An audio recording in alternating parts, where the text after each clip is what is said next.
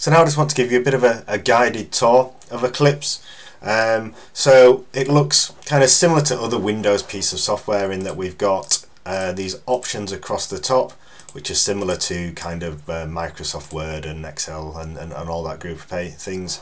And then if we click, if we hover over an icon, it tells us what they do. So there's lots of things that you can do in these menus, but there's also shortcuts for them. So you can see here, if we were to press F3, for instance, which is one of the things we're going to do, we can change the weighting on the plan.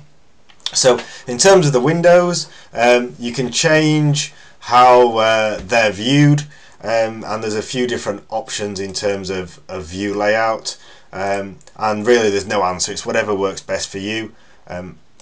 I'm going to go for this orthogonal view, and one thing I would do if it's not showing is go to Window and work spacebar, and that allows us to flick between the various modules that Eclipse has.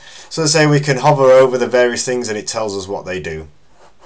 In terms of the windows, we can maximize them and we can scroll through this patient. So we're in the axial plane there, and then we've got a 3D view in that one, which we can pick up and rotate. And we can see in the coronal view in this lower one, so if we wanted to zoom on that one we could do, and the same for the sagittal one down here. So if we go to this axial plane, and if I want to zoom in, I click on the plus and then I draw a box around the bit that I want to zoom in on. So if I really want to zoom in tight on something, then I draw a box around that, and then by pressing the minus it takes us back again.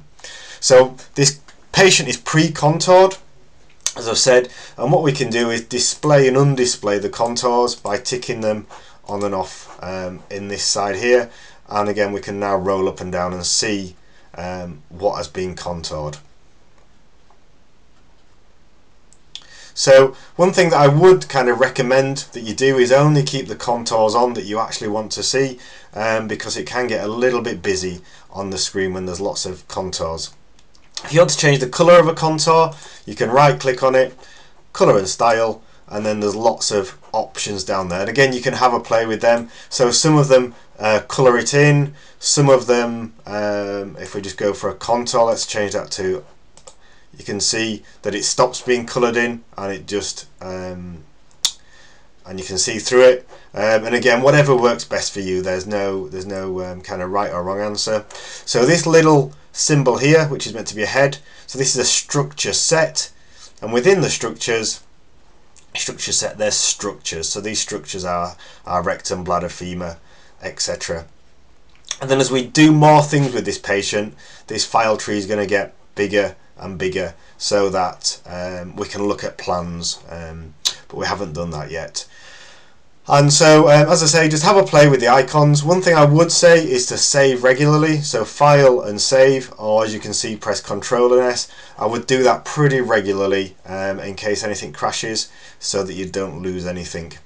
And the other thing I would say is just remember what patient you've been given, because that's the one that you need to plan for all of the sessions. And if you pick the wrong one up, then you're going to end up changing somebody else's plan, which I don't think they'll be too chuffed about.